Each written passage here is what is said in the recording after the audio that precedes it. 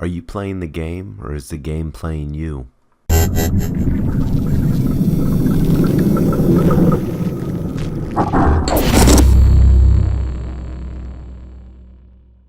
The only way that we can tell how well we're playing the game is by looking at our emotions. Do we get easily frustrated, upset, angry? Do we have a lot of emotional turmoil? Do we have a lot of drama going on in our lives? Because if the answer to any of those is yes, then that can let us know that we've got some work to do.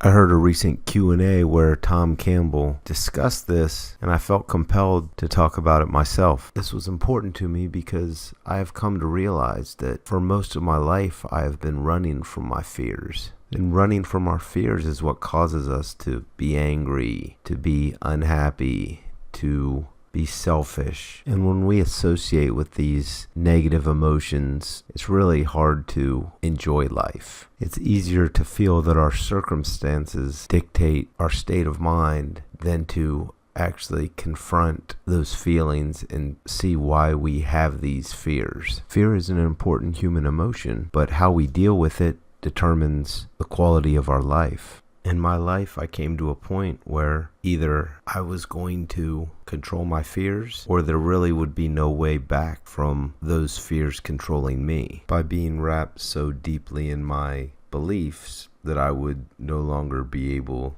to take a unbiased view of myself. And it was difficult to get to that point because I had always assumed or thought that everybody else was the problem. Understanding that we are living in a virtual reality simulation has allowed me, or prompted me, to take a much more objective and harder look at myself. Some say, why would it even matter if we're in a simulation? And therein lies the crux. Essentially, how can you play a game if you don't know you're in one? So I still have fears, don't get me wrong. But I've looked at how fears have drastically influenced my life, and I was able to find the root cause of these fears, or of most of these fears. And I've come to realize that they can't hurt you. We give these things teeth when in reality there's almost nothing to it. And you don't even have to relive the past. Nobody wants to do that. You can more look at fear as the enemy. Fear is a virus in the simulation that you can get rid of. I will look at fear as something objective and close my eyes and work to banish it. In a simulation, we're obviously not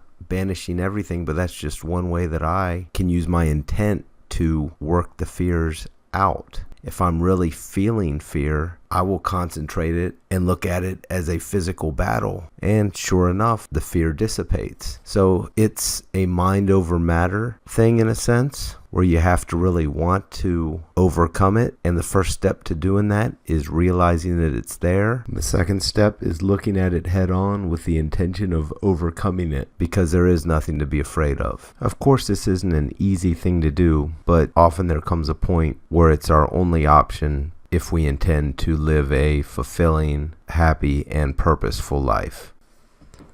Thank you for watching.